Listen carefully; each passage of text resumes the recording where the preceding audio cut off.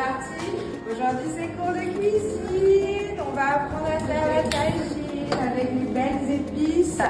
On a plein de belles choses. J'ai découvert par le plus merveilleux des hasards, au détour d'une ruelle, cet atelier de cuisine. Le jour où je l'ai découvert, comme vous pouvez le constater sur les images précédentes, le cours avait déjà commencé. On s'est donné rendez-vous pour le lendemain. La veille, je suis allée nager, donc je me suis réveillée fatiguée et un brin malade. Mais c'est pas grave, je me suis motivée. Je me suis dit, je prends un petit déj et c'est parti.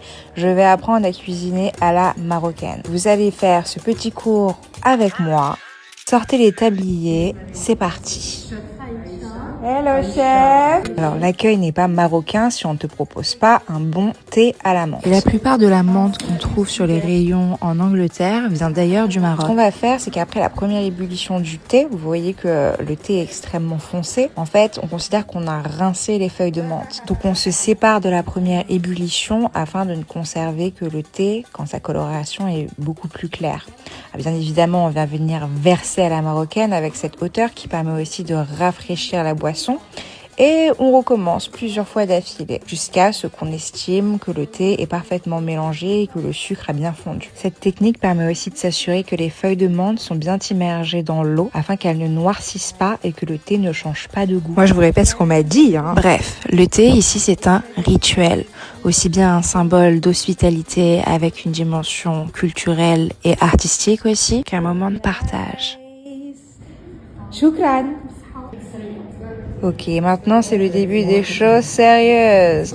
Chef, oulala, chef, magnifique. Bon, aujourd'hui je joue les élèves, donc ce sera peut-être pas si sérieux que ça. Mais pour vous, je vais faire un effort.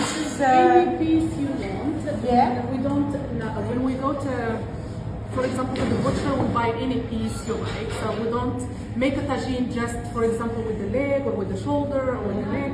We choose like pieces we want. Yeah. It can be mixed, it can be lamb, it can be beef. Nice.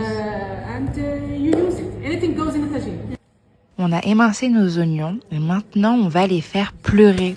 Donc on s'en empare un petit peu vivement et on va les brusquer afin de faire ressortir les jus qui sont dedans pour qu'ils captent mieux les épices. Quant à l'ail, je vous dis toujours qu'au milieu de la gousse, il y a une tige indigeste qu'il est impératif de retirer. C'est vraiment très important.